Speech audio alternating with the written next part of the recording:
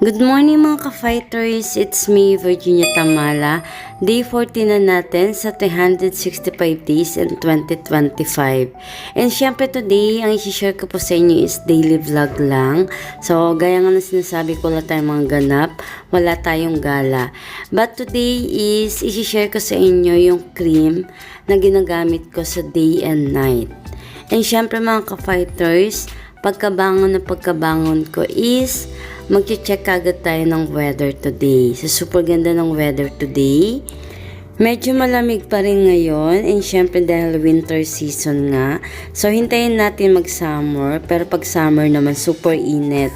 And ito yung weather today. So, it's 8 a.m. in the morning, UAE time. So, ayan siya. Super ganda ng weather. And syempre this time isinara ko kagad. Andyan na naman yung aking alagang pusa. So, alam niya na dito ako pumupwesto agad. And andyan na nga siya. Ayan. So, super kulit niya sa morning. Kasi gustong gusto niya kagad is maglaro. Every morning nga, gumagawa si Sisi ng tea. So, habang hindi pa luto yung tea, is maliligo na tayo. At isi-share ko sa inyo yung cream na ginagamit ko day and night. So, mga ka-fighters, nakaligo na tayo. And ito nga yung aking cream na ginagamit. Day and night. Ito naman yung day cream ko na Olay.